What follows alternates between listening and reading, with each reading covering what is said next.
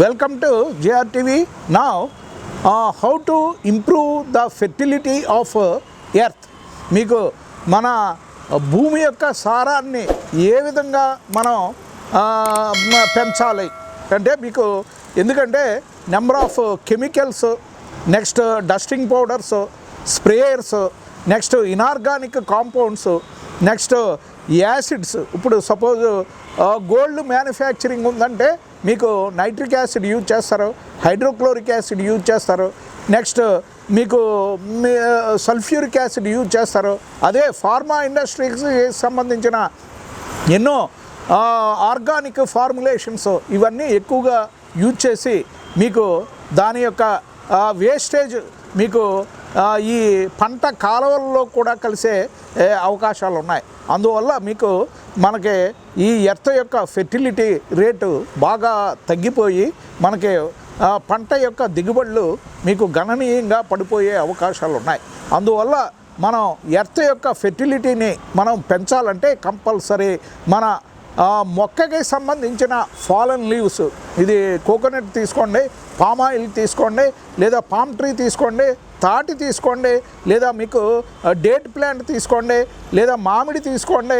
బాగా ఎక్కువగా మీ ఇది మన బనానా ప్లాంట్ యొక్క లీవ్స్ తీసుకోండి, పాపయా ప్లాంట్ తీసుకోండి. ఈ విధంగా నానా జాతి ఫల వృక్షాల యొక్క కాయల యొక్క, వెజిటబుల్స్ యొక్క, నెక్స్ట్ ఫ్రూట్స్ యొక్క, మెడిసినల్ ప్లాంట్స్ యొక్క లీవ్స్, స్టెమ్స్, డెడ్ ప్లాంట్స్ యొక్క stems, roots, next branches, flowers, buds, next half consumed fruits అన్నీ మీకు మనం చక్కగా మెన్యూర్ కింద తయారు చేసి మళ్ళీ భూసారవంతాన్ని అనూహ్యంగా మనం పెంచే అద్భుతమైన మ్యాన్మేడ్ ఏది మనం ఫెర్టిలిటీని, భూసారవంతాన్ని అనూహ్యంగా పెంచవచ్చు.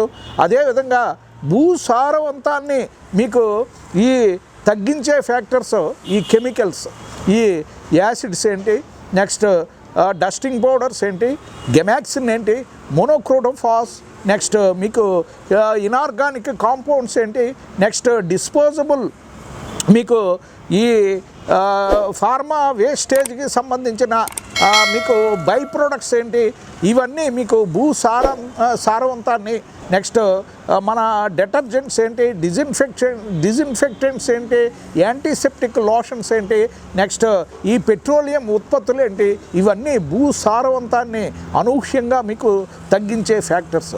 సో దీన్ని మీకు మనం ఏ విధంగా మనం కాంపన్సేట్ చేయాలంటే మనం భూమికి మన ప్లాంటేషన్కి సంబంధించిన డ్రై లీవ్స్ మీరు టన్నుల కొద్దీ మీరు ఒక పల్వరైజర్లో మీరు బాగా ఇది చేయండి, ఇది పౌడరీ ఫామ్ చేయండి. పౌడరీ ఫామ్ చేసి మీకు ఎర్త్ పిట్స్ మీరు ముందుగా ప్రిపేర్ చేసుకోవాలి. ఎర్త్ పిట్స్ ప్రిపేర్ చేసుకుని అందులో మీరు ఈ చేసిన పల్వరైజర్లో వేసిన పౌడరు అందులో మీరు వేసి మీరు ఎర్త్ వామ్స్ని అందులో మీరు పెట్టండి. దాని మీద ఒక మట్టి పొర మీరు వేయండి. ఎగ్జిస్టింగ్ సాయిల్ మీరు వేస్తే అది నెమ్మదిగా మీకు బాగా ఒక కంపోస్ట్ కింద అద్భుతంగా తయారయ్యి మీకు అక్కడ ఎటువంటి ప్లాంట్ అన్నా మీకు ఉద్దీపనంగా మంచి స్టిమ్యులేషన్ తోటి, మంచి స్టిమ్యులస్ తోటి బాగా పెరిగే అవకాశాలు ఉన్నాయి. మీరు ఈ జీలుగా మొక్క మంచి ఉదాహరణ. ఎందుకంటే మనం భూమిని చౌడు, నెక్స్ట్ సారవంతం లేని నిస్సత్తువ ల్యాండ్ ఉంటే అక్కడ జీలుగా మొక్క మనం బాగా పెంచి దాన్ని బాగా పెరిగిన తర్వాత మనం ట్రాక్టర్ తోటి దమ్ము చేస్తే మీకు ఆ ల్యాండ్లో నత్రజని ప్రేరిత మీకు బ్యాక్టీరియా పుష్కలంగా మీకు పెరిగే అవకాశాలు ఉన్నాయి. ఈ విధంగా మనం భూమిని బాగా ఫెర్టిలిటీ రేషియో బాగా పెంచవచ్చు. ఇప్పుడైతే మీకు 45% మించి భూమి యొక్క ఫెర్టిలిటీ రేటు లేదు. అది నెమ్మదిగా మనం 90%కి తీసుకురావాలంటే ఎన్నో మీకు కండిషన్స్ మనం ఫాలో అవ్వాల్సిన పరిస్థితి. ఎందుకంటే మనకి నిత్యం రాలే మొక్క యొక్క ఎండిపోయిన బ్రాంచెస్, ఎండిపోయిన లీవ్స్, పచ్చి రొట్ట, లేదా మీకు flowers, buds, fallen fruits, next half consumed fruits, పక్షులు సగం సగం కొట్టేసి మీకు దానికి టైం సరిపోక ఆ ఫ్రూట్స్ కింద పడిపోతూ ఉంటాయి. ఇవన్నీ మీరు మన ఫ్రూట్ మార్కెట్లో మీకు చాలా ఫ్రూట్స్ డికంపోజ్ అయిపోవటం వల్ల పెరిషబుల్. ఎందుకంటే ఇది మీకు కొన్ని ఫ్రూట్స్ 24 గంటల్లో మీకు పాడైపోతాయి. కొన్ని ఫ్రూట్స్, ఇప్పుడు డ్రాగన్ ఫ్రూట్ తీసుకోండి, 8 నెలలన్నా మీకు ఆ ఫ్రూట్ పాడవదు. ఇది ఫ్రిడ్జ్లో కనుక మనం ప్రిజర్వేషన్ చేస్తే అద్భుతంగా మీకు అత్యధిక టైము నిలవ ఉండే ఫ్రూటు మన జీవితకాలంలో మీకు ఈ డ్రాగన్ ఫ్రూట్ పెరిషబుల్లో. అదే మీకు కొబ్బరి అయితే కురిడి అయిపోద్ది. మన కొబ్బరిని మనం ఏమీ టచ్ చేయకుండా రూమ్లో పెట్టుకుంటే అది కురిడి డల్ డల్ డల్ అనే సౌండ్ వస్తుంది.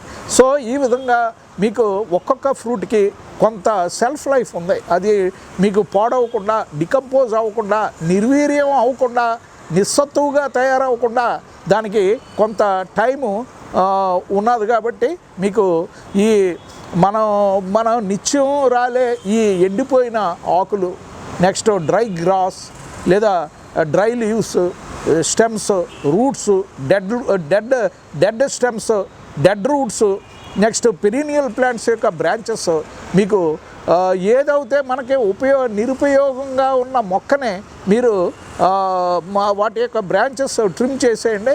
మీరు పల్వరైజర్లో వేసి పౌడరీ ఫామ్ చేయండి.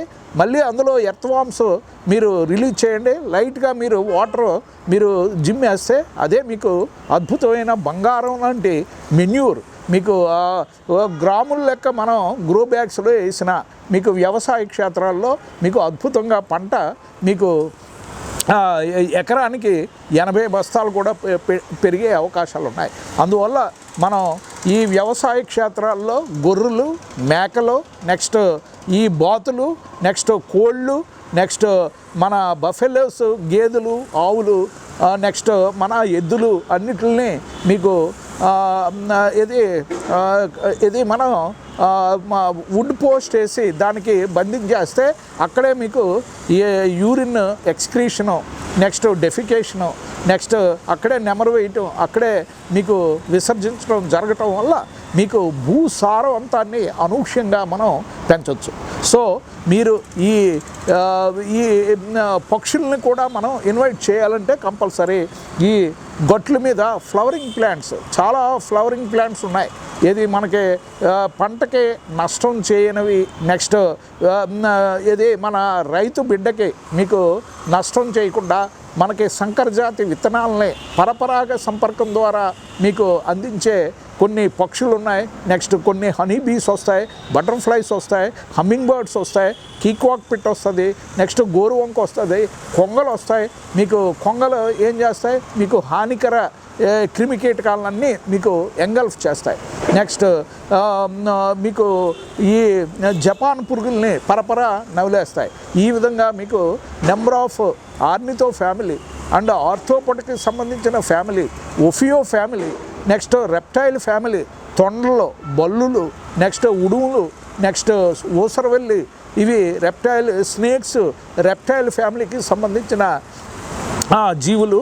అదేవిధంగా ఆర్థోపొడకి సంబంధించిన తేనెటీగలు, నెక్స్ట్ రెక్క పురుగులు, సీతాకోక చిలుక, నెక్స్ట్ ఈ డెవిల్ బీ, నెక్స్ట్ మీకు మట్టి గూడు కట్టుకునే మీకు ఇవన్నీ మీకు ఎక్కువగా మీకు క్రాస్ పాలినేషన్ ప్రక్రియలో కీలక పాత్ర పోషిస్తాయి. ఎందుకంటే అవి తేనెని మీకు flower will attract honey bees and butterflies and other arthropod family creatures. So the flower will donate nectar, and these arthropod honeybees and butterflies and other creatures will do cross pollination, so that hybrid vigor, the highest nutritive and vitaminous and vitaminous seeds and fruits and flowers we will get in cross pollination process.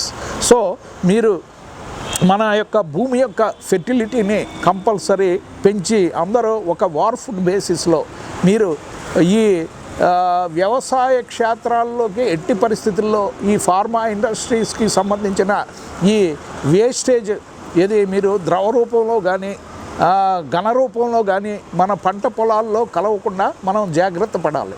ఈ drainage system అంతా మీకు సముద్రంలోకి మీకు కలిసిపోయే విధంగా మనం తూములు ఏర్పాటు చేసుకోవాలి, ఎంత దూరం అన్నా సరే. ఎందుకంటే మనకి ముందు మనకి ఈ food crisis or food depletion లేదా మీకు ఎర్త్ యొక్క ఫెర్టిలిటీ మీకు 10% అవుతే అక్కడ అప్పుడు మీకు ఏది ఆహారం గురించి యుద్ధాలు జరిగే ప్రాబ్లమ్స్ వచ్చే అవకాశాలు ఉన్నాయి.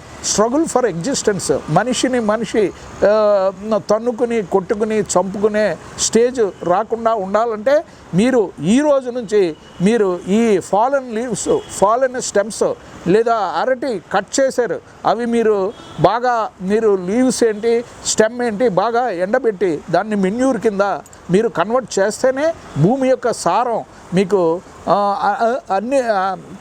అన్ని సర్ఫేసెస్లోనూ ఒకే విధంగా ఉండే అవకాశాలు ఉన్నాయి. ఇప్పుడు మనం ఈ డిస్పోజ్ చేసిందంతా మీకు కృష్ణా రివర్లో మీకు మూసీ ద్వారా మీకు కృష్ణా రివర్లో మీకు ఆంధ్రప్రదేశ్కి తరలి వెళ్ళిపోతుంది. ఇక్కడ మీకు సారవంతం నెమ్మదిగా తగ్గే అవకాశాలు ఉన్నాయి. ఈ యొక్క కల్టివేషన్ యొక్క రేషియో మీకు తగ్గిపోయే పెను ప్రమాదం కూడా పొంచి ఉంది. అందువల్ల మీరు ఈ భూసారవంతాన్ని మనం జాగ్రత్తగా మెయింటైన్ చేయాలంటే మీరు కెమికల్స్కి స్వస్తి చెప్పండి, మీకు డస్టింగ్ పౌడర్స్కి స్వస్తి చెప్పండి, స్ప్రేస్కి స్వస్తి చెప్పండి. నెక్స్ట్ ఓన్లీ గోమూత్రం లేదా మీకు బఫెలో యూరిన్ యొక్క స్ప్రేసు, నెక్స్ట్ మీకు పంచగవ్యంతో మీకు సేంద్రియ పద్ధతిలో మీరు వ్యవసాయం కనుక చేస్తేనే మనకి ఈ భూమి యొక్క సారవంతం మళ్ళీ దిగువ సూచీలకి పడిపోకుండా మనకి ఎగువ సూచీల్లోనే ఉండే అవకాశాలు ఉన్నాయి. ఇమీడియట్గా మనం కౌస్ని పెంచుకోవాలి, అదేవిధంగా బఫెల్లోస్ని పెంచుకోవాలి. నెక్స్ట్ పాడి పరిశ్రమని బాగా డెవలప్ చేయాలి. ఇది poultry and dairy farms and poultries మనం యానిమల్ ప్రొపగేషన్ కూడా బాగా చేసుకోవాలి. అంతేగాని గోవుని మనం రక్షిస్తే మన యొక్క ఎర్త్ యొక్క ఫెర్టిలిటీ మీకు అదే విధంగా కొనసాగే అవకాశాలు ఉన్నాయి. గోవుని బాగా సంరక్షించాలి. అదే కామధేను మనకి పాలు నుంచి వెన్న వస్తుంది, వెన్న నుంచి నెయ్యి వస్తుంది, నెయ్యి నుంచి మీకు ఎన్నో నెంబర్ ఆఫ్ స్వీట్స్ మనం తయారు చేసుకుంటున్నాం. అదేవిధంగా మీకు పేడ నుంచి మీకు భూమి ఫెర్టిలిటీ వస్తుంది. గోమూత్రం నుంచి మీకు యూరియా, అమ్మోనియా, యూరిక్ యాసిడ్ మొత్తం అన్నీ మీకు ఇది భూమి యొక్క ఫెర్టిలిటీని అనూహ్యంగా పెంచుతుంది. అదేవిధంగా మీకు ఈ తినివేసిన గ్రాసం ఇది డ్రై గ్రాస్ ఆర్ మీకు గ్రీన్ గ్రాస్ ఏంటి మీకు పేడ రూపంలో విసర్జించడం వల్ల మీకు భూసారం అనూహ్యంగా పెరిగి మనకి పంట దిగుబడులు అనూహ్యంగా పెరిగే అవకాశాలు ఉన్నాయి. సో ఈ విధంగా ఎర్త్ యొక్క ఫెర్టిలిటీని మనం కాపాడుకునే బాధ్యత ప్రతి భారతీయుడి మీద మీకు ఉంది.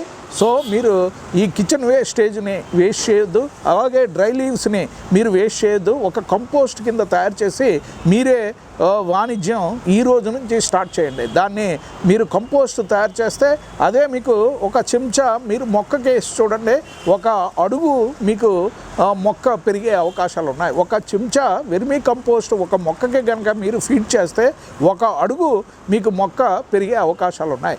So time is very precious and nature is so precious than time and water is so precious and food is also so precious.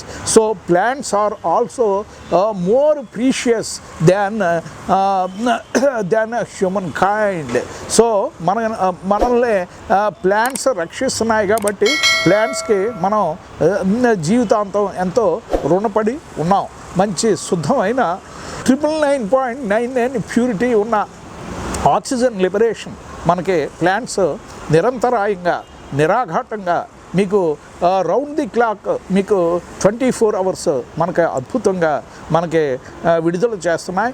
అదేవిధంగా మీకు ఈ 365 డేస్ ఎటువంటి ఆక్సిజన్ కొరత లేకుండా చూసి మీకు దీర్ఘాయుష్మాన్ భవ అంటూ మనల్ని ఆశీర్వదిస్తున్నాయి.